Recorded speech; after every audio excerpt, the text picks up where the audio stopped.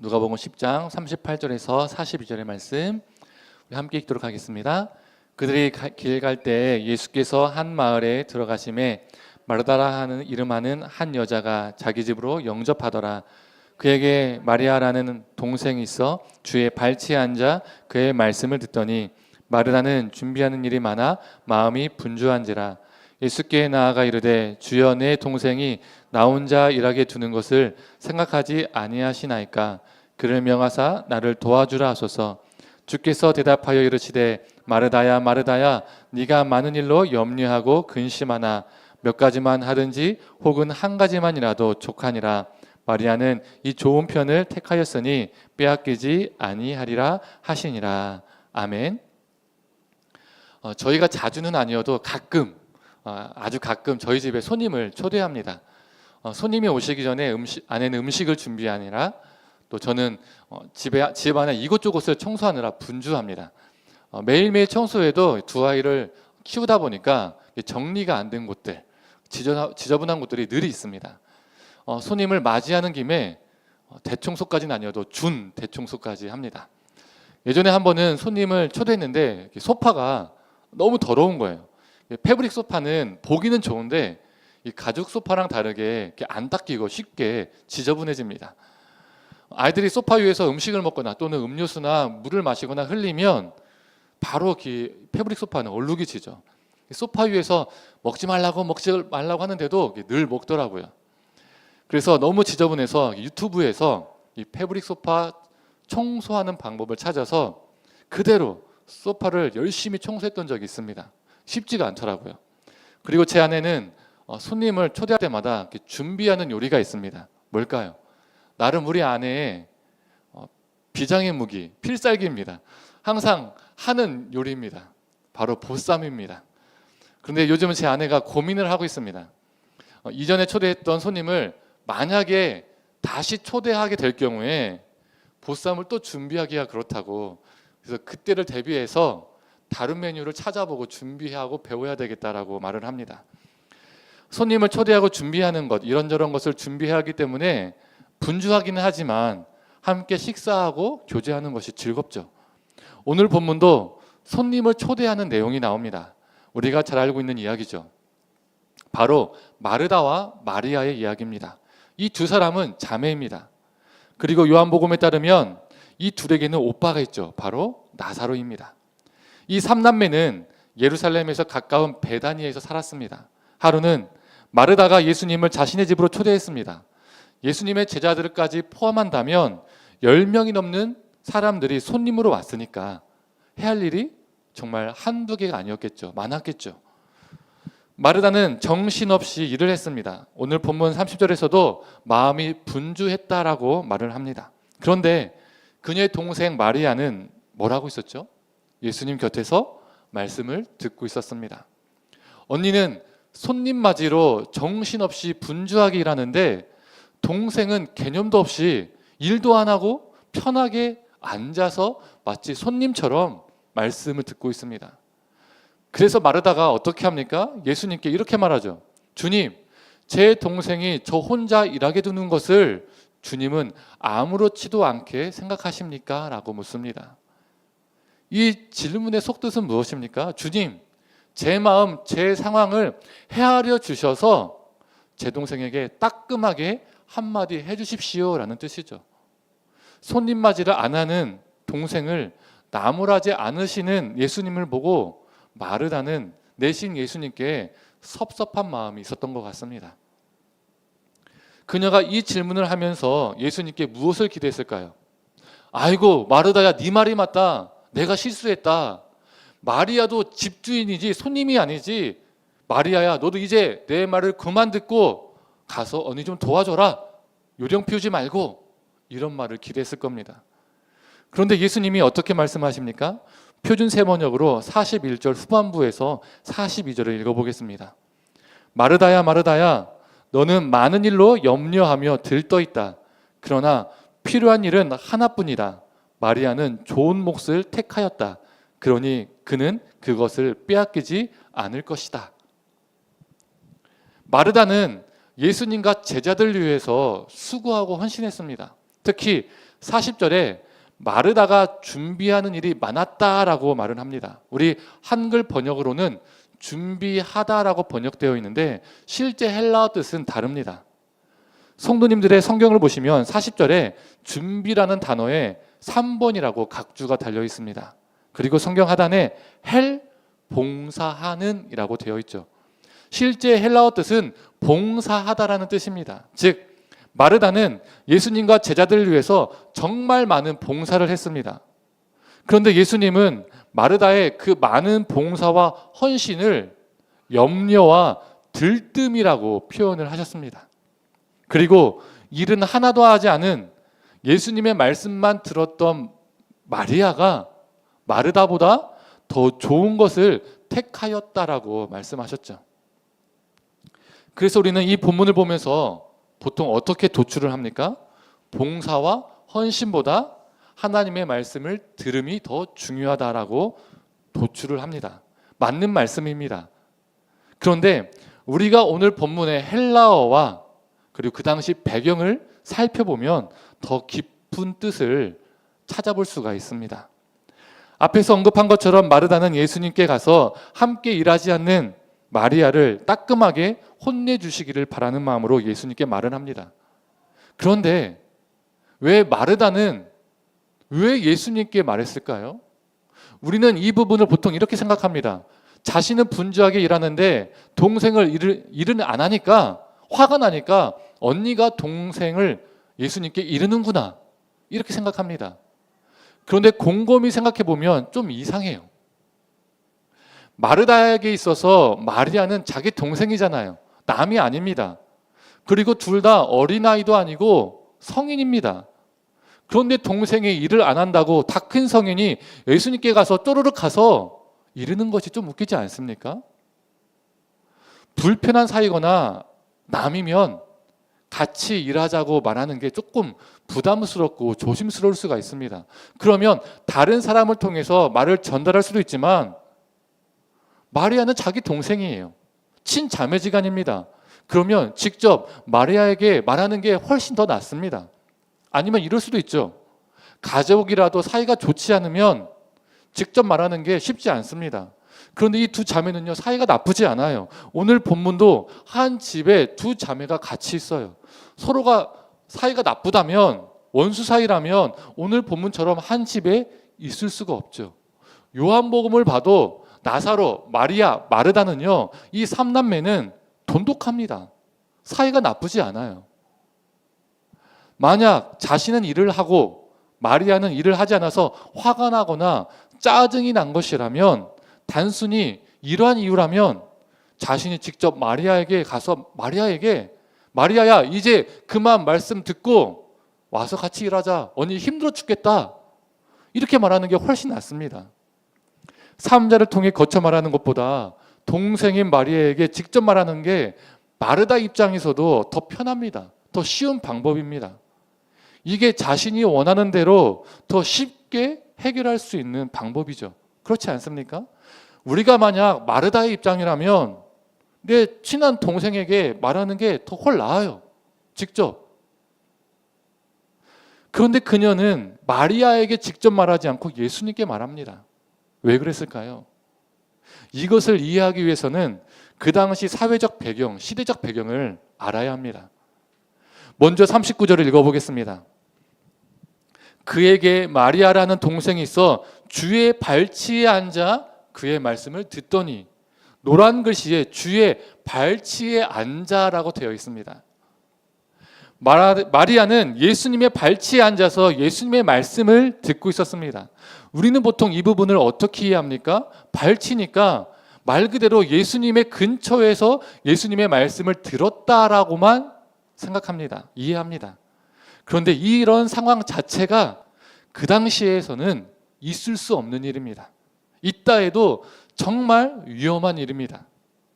왜 그러냐면 그 당시에 스승, 랍비의 발 근처에 앉아 말씀을 듣는다는 것은 그 사람이 그 랍비의 그 스승의 제자임을 말하는 겁니다. 즉 랍비의 제자들만 그 스승의 발 옆에서 말씀을 들을 수 있었습니다. 사도행전 22장 3절의 말씀입니다. 함께 읽어볼까요? 나는 유대인으로 길리기아 다소에서 났고 이 성에 자라 가말리엘의 문화에서 우리 조상들의 율법의 엄한 교훈을 받았고 오늘 너희 모든 사람처럼 하나님께 대하여 열심히 있는 자라.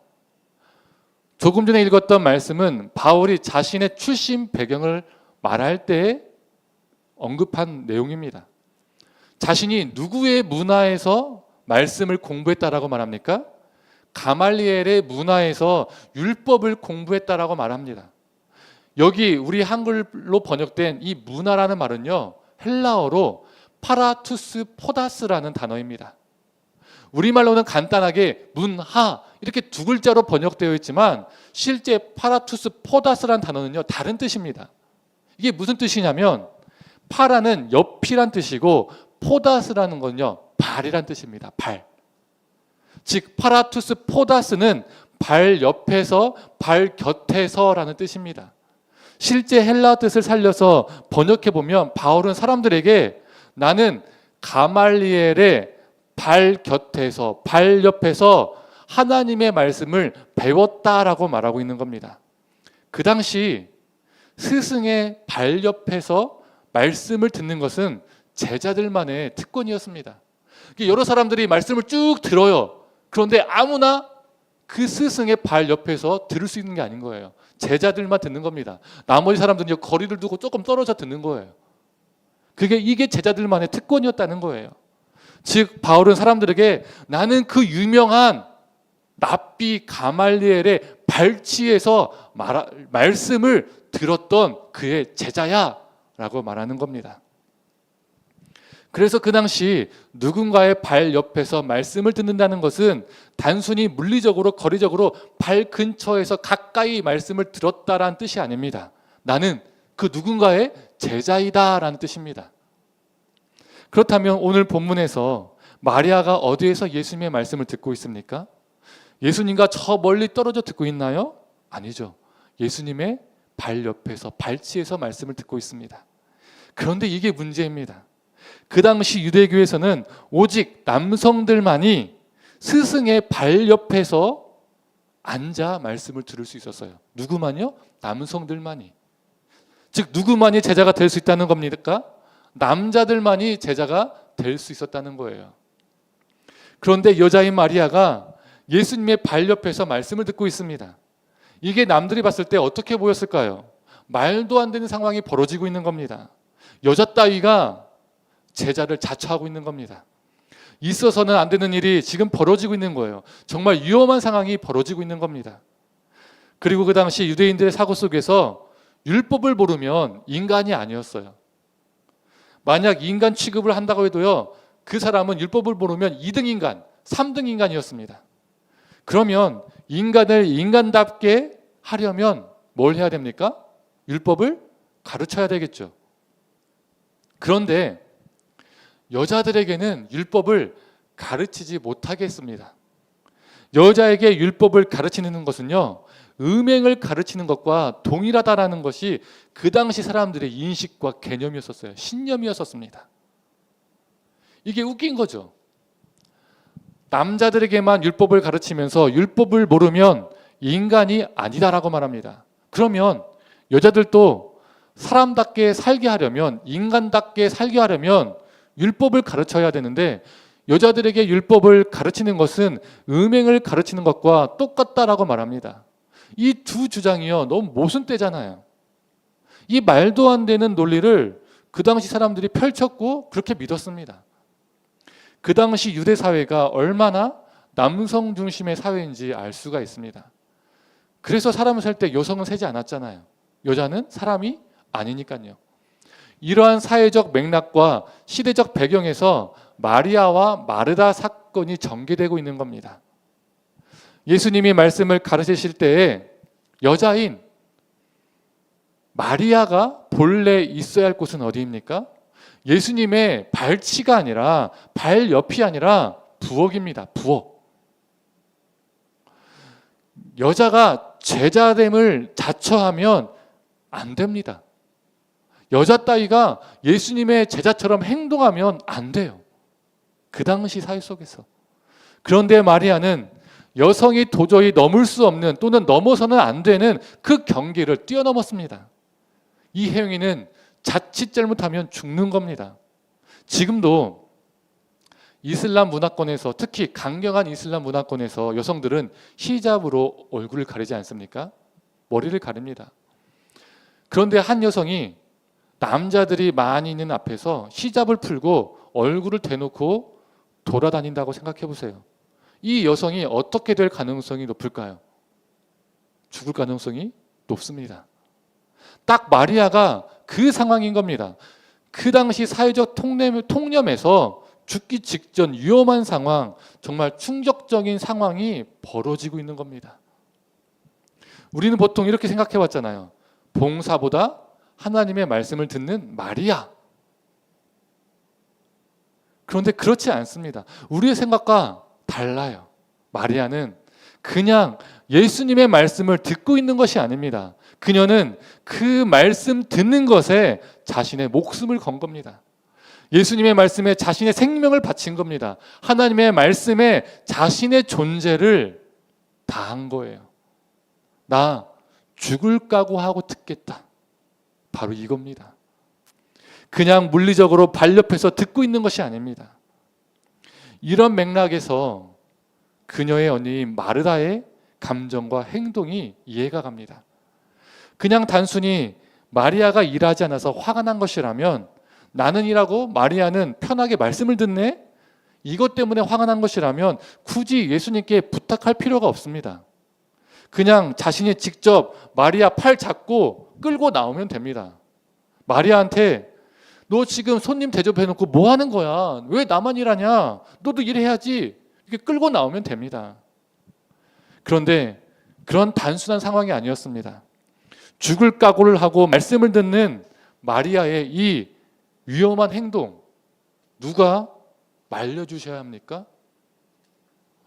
사회적 통념을 깬 이 위험한 상황을 누가 멈춰주셔야 합니까? 예수님이요. 예수님께서 말씀 전하시는 것을 잠시 멈추시고 마리아에게, 마리아야, 너도 여자인데 너 내 제자도 아닌데 내 발 옆에서 말씀을 듣는 거 너무 위험하다. 여자인 너는 물러나서 언니와 함께 부엌에서 음식을 준비하거라. 이렇게 말해주셔야 합니다. 이것을 예수님께 기대하고 마르다는 예수님께 말한 거예요. 즉 마르다가 마리아를 책망한 것은, 안 좋게 생각한 것은 마리아가 자기를 돕지 않는다는 사실도 있었겠지만, 여자인 마리아가 사회적인 통념을 깨고 예수님의 제자처럼 행동하고 있다는 것, 그게 위험한 상황을 만들고 있다는 것, 그래서 마리아가 위험할 수도 있다는 것, 그래서 그 상황을 막으려 했다는 것도 있다는 겁니다. 동생을 살리려 하는 의도가 있었다는 거예요. 그러니 예수님께 말한 것이죠. 그런데 예수님이 뭐라고 말씀하시나요? 42절을 공동번역으로 함께 읽어보겠습니다. 실상 필요한 것은 한 가지뿐이다. 마리아는 참 좋은 몫을 택했다. 그것을 빼앗아서는 안 된다. 예수님께서 마리아를 책망하시기보다는 오히려 칭찬하십니다. 실상 필요한 것은 한 가지뿐이다. 마리아는 좋은 몫을 선택했다라고 말씀하십니다. 그녀를 제자로 받아주신 거예요. 성도님들, 실상 필요한 것은 한 가지뿐이다. 이 짧은 예수님의 말씀이 제게는요, 큰 울림이 되었습니다. 성도님들, 실상 우리에게, 우리 신앙생활에 정말 필요한 것은 무엇입니까? 마리아처럼 하나님의 말씀에 존재를 다하는 것이 필요합니다. 실상 필요한 것이 이거라는 거예요. 그런데 실상은 어떻습니까? 많은 교회들이 수많은 행사와 프로그램을 만들고 수많은 조직을 만듭니다. 그리고 그 행사와 프로그램에, 그리고 그 조직에 헌신과 봉사를 요구하죠. 알고 보면 실상은 교회가 하나님의 말씀이 아니라 행사와 프로그램으로 굴러갑니다. 교회에 수많은 프로그램과 행사, 그리고 조직에 봉사나 헌신한 사람들이 많을까요? 아니면 그 말씀에 성경 공부하는 그 참여하는 사람들이 많을까요? 딱 교회 보면 프로그램과 조직과 행사들 있잖아요. 여기에 참여하는 사람들이 많을까요? 성경 공부에 참여하는 사람들이 많을까요? 봉사에 참여하는 사람들이 훨씬 더 많습니다. 봉사하는 사람은 정말 많은데 그에 비해서 말씀을 공부하는 사람들은요 정말 적어요. 훨씬 적습니다. 실상 많은 사람에게 필요한 것은 프로그램과 행사가 되어버렸고 봉사가 되어버렸습니다. 왜 교회가 행사와 프로그램에 지나치게 몰두합니까? 행사와 프로그램은 그리고 조직과 시스템은 가시적이기 때문입니다. 눈에 보이기 때문입니다. 그래서 많으면 많을수록 크면 클수록 세련되면 세련될수록 사람들에게 상당히 매력적이고 상당히 역동적으로 보이기 마련입니다.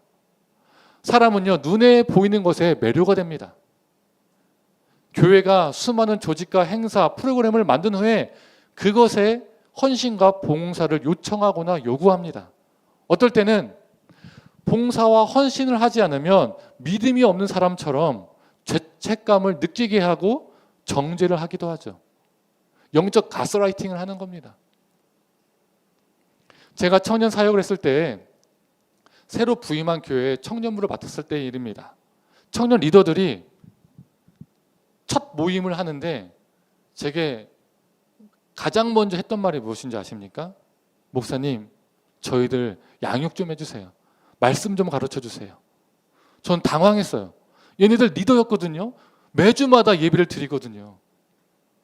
열심히 있는 애들이었거든요. 제가 부임하기 바로 전 교역자가 청년들을 행사와 프로그램으로 엄청나게 돌렸습니다. 교회가 중형교회인데 대형교회가 하는 프로그램과 행사들을요 다 하고 있더라고요. 엄청난 수에, 엄청난 스케일에. 대형교회는 사람들이라도 많지 훨씬 적은 수로 그 프로그램과 행사를 하려니까 이 청년들이 영적으로 고갈이 되어 있었습니다. 매일 교회에 오면 일만 한 거예요. 봉사만 하는 거예요. 그런데 그 부목사가 그렇게 했던 이유가 무엇인지 아십니까? 담임 목사님이 좋아하니까, 성도들이 좋아하니까 계속 그렇게 했습니다.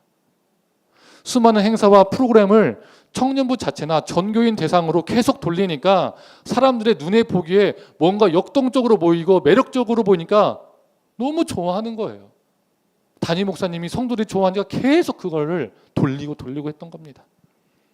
그런데 실상은 청년들은요 다 고갈되어 있었어요. 겉은 화려했지만 속은 다 골마 있었습니다. 그래서 저와 첫 만남 때 청년들이 목사님 저희들 말씀으로 양육 좀 해주세요. 그래서 제가 청년부 행사를요 반으로 줄여버리고 성경 공부와 제자 훈련을 시작했습니다. 성경 공부와 제자 훈련은요 눈에 보이는 게 아니고 그래서 어떻습니까? 즉각적인 효과가 없어요. 가시적인 게 없습니다. 그렇다 보니까 제가 몇 개월 후에 어떻게 되었을까요? 담임 목사님한테 불려갔습니다. 혼났습니다. 그 내용이 뭐냐면 왜 프로그램을 줄였냐, 행사를 줄였냐, 이전대로 해라, 다시 예전대로 돌아가라. 심지어 왜 제자훈련과 왜 성경 공부를 하냐 이런 말까지 들었습니다. 청년들을 말씀으로 양육하는 것에 대해서 부정적이었어요. 정말 부정적이었습니다. 청년들에게 너무나도 벅차고 지나친 헌신과 봉사를 요구했어요. 그게 더 중요했습니다. 뭔가가 돌아가는 것, 눈에 보이는 것. 이처럼 많은 성도님들이 수많은 봉사로만 무장되어 있는 경우가 많이 있습니다. 그렇다 보니까 성도들이 무엇으로 자신의 신앙을 증명하려고 합니까? 봉사와 헌신으로 신앙의 연수로 자신의 신앙을 증명하려고 합니다. 그리고 자신이 봉사와 헌신을 많이 하고 있으면 자신의 신앙이 좋다라고 생각합니다. 그리고 교회와 목사는요 그것을 인정해 줍니다. 신실한 사람으로 치켜 세워주는 경우가 많이 있죠. 이처럼 우리에게 요청되는 헌신과 봉사는 주로 어디에 초점이 맞춰져 있습니까? 교회입니다. 교회. 우리의 헌신과 봉사는 대부분 교회에 맞추어져 있어요. 세상이 아니라요. 교회에 헌신과 봉사를 잘하는 사람이 거룩한 사람이고 신앙이 좋은 사람이 되어버렸죠. 반대로 그 사람이 아무리 말씀대로 살아가도요, 삶 속에서 예수님의 제자로 살아가도 교회에 헌신하지 않거나 봉사하지 않으면 그 사람은요, 그리 신실한 사람이 아닙니다. 그렇게 여깁니다. 헌신과 봉사가 교회 안에 갇혀버린 거죠. 세상을 향한 헌신과 봉사가 아닙니다. 우리의 헌신과 봉사가요, 너무나 협소해졌어요.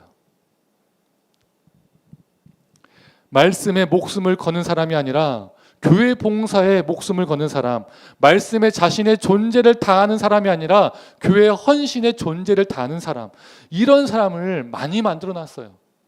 한국 교회가 이런 크리스찬들을 계속 만들어냈다는 거죠. 그러나 오늘 말씀은 뭐라고 말하고 있습니까? 실상 우리에게 필요한 것은 교회 봉사와 교회 헌신이 아니라 하나님의 말씀의 존재를 다하는 것이다 라고 말합니다. 마리아는 일하는 것보다 말씀 듣는 것을 선택했다. 말씀 듣는 것을 선택했다. 그러니 담임 목사님 설교, 기독교 방송이나 유튜브를 통한 수많은 설교 듣자, 이런 것에 그치는 게 아닙니다.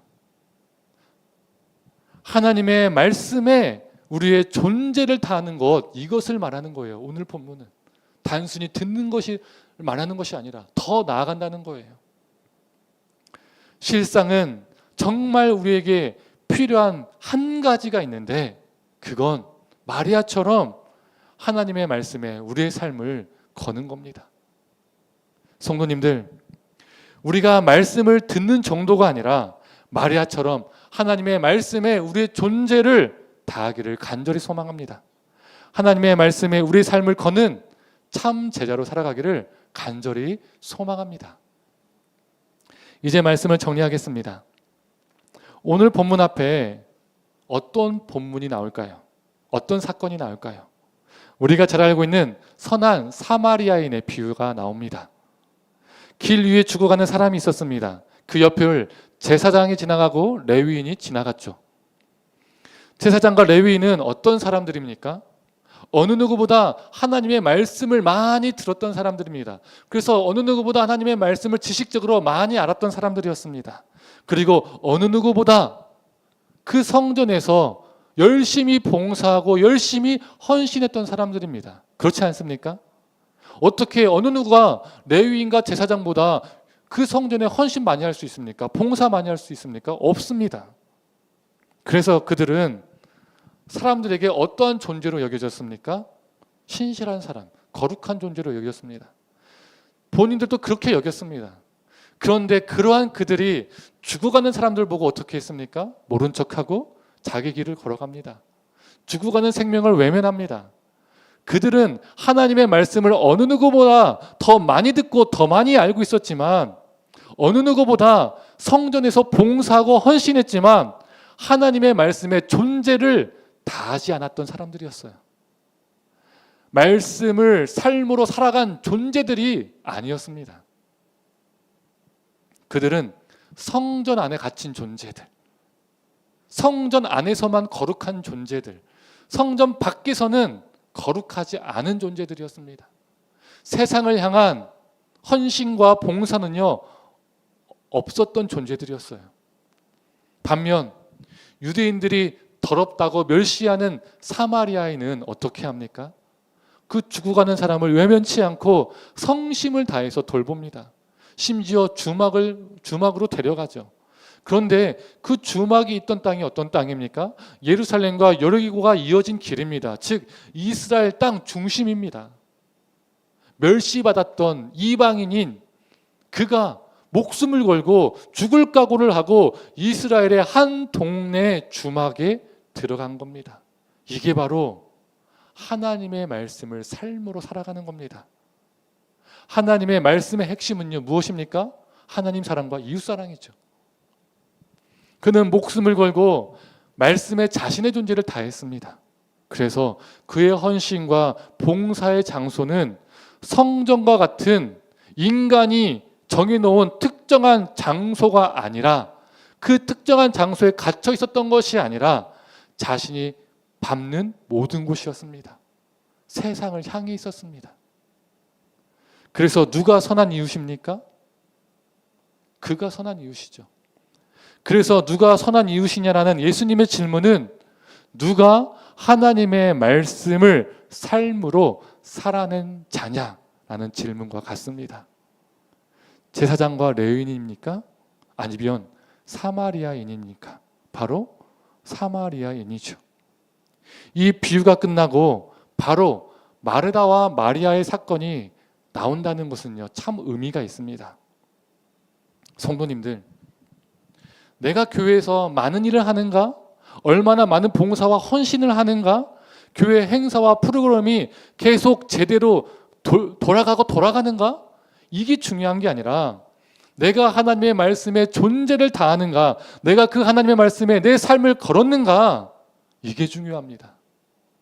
성도님들, 교회 봉사는 많이 하나 담임 목사님 설교, 유명한 목사님 설교는 수시로 많이 들으나 말씀의 존재를 다하지 못하는 삶이 아니라 마리아처럼 선한 사마리아인처럼 우리의 존재를 다해 하나님의 말씀을 삶으로 살아내기를 간절히 소망합니다.